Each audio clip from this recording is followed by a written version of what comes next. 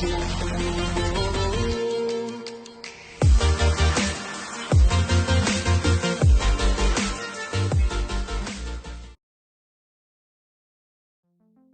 हा शब्द म्हणल्यावर मनात काय येते? बहुधा तुम्ही विचार कराल की एखादा चित्रकार चित्र काढतोय, किंवा एखादा फोटोग्राफर एक सुंदर फोटो काढतोय, किंवा एखादा वाद्य वाजवणारा संगीतकार. तर आता IT हा शब्द ऐकून तुमच्या मनात काय येतं? बहुधा तुम्ही संगणकावर किंवा सर्व्हरवर काम करणाऱ्या लोकांचा विचार केला असेल, किंवा काही प्रगत यंत्रसामग्री चालवणाऱ्याबद्दल विचार आला असेल.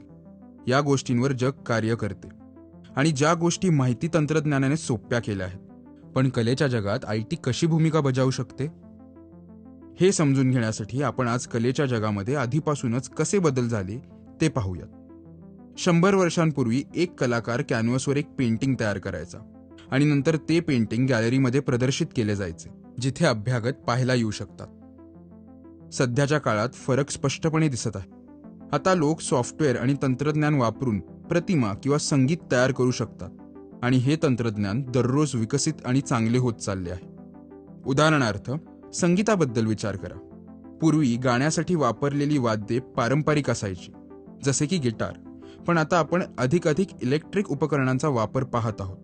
तसेच संगीत तयार करणे याला सोपं करणाऱ्या इतर प्रणालींचा वापर सुद्धा.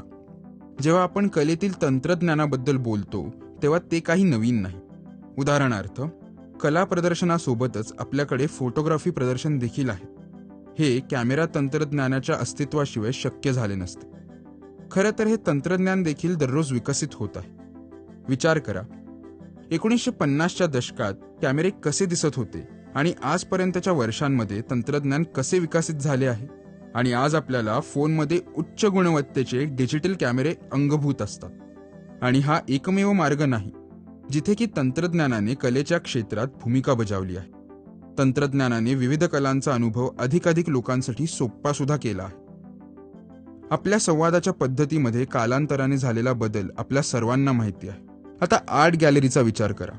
कलेच्या चाहत्यांसाठी गॅलरी किंवा संग्रहालयाला भेट देण्याचा अनुभव घेणे नेहमीच शक्य नसते, जर ते दूर राहत असतील तर. पण योग्य प्रकारच्या तंत्रज्ञानाने ही कला त्यांच्याकडे घेऊन जाणे शक्य आहे. उदाहरणार्थ, गॅलरीमध्ये आता व्हर्च्युअल टूर्स असू शकतात. गॅलरीला फक्त आवश्यक असेल की त्यांच्या कलाकृतींचे व्हिडिओ फीड तयार करणे, आणि अभ्यागत फक्त गॅलरीच्या वेबसाईटवर पाहू शकतात.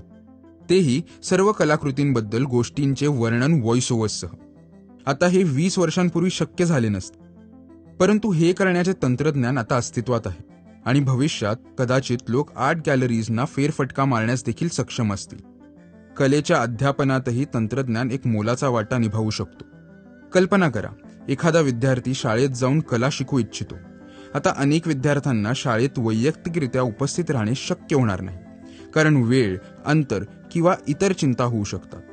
पण आता व्हर्च्युअल क्लासरूम्सनी विद्यार्थी सहज जिथे असेल तिथून वर्गांना उपस्थित राहू शकतो, आणि फोन, टॅब आणि पॅड यासारख्या तंत्रज्ञानाचा वापर तो करू शकतो. हे सर्व करण्यासाठी आणि कालांतरानं त्यात अधिक चांगलं बनण्यासाठी. म्हणून जसे आपण पाहू शकतो, तंत्रज्ञानामध्ये कलेच्या जगासाठी नाविन्यपूर्ण सुधारणा आणण्याचे विविध मार्ग आहेत. आणि आत्तापर्यंत आपण जे पाहिले आहे ती फक्त सुरुवात आहे. नवीन तंत्रज्ञानामुळे कलेचं जग हे खूप सुधारू लागलंय, आणि त्यात भरपूर प्रगती घडू लागली आहे. आणि हे आपल्या सर्वांना दिसून येते, कारण कलाकार आणि प्रेक्षक हे अजून जवळ आले आहेत, ते याच टेक्नॉलॉजीमुळे.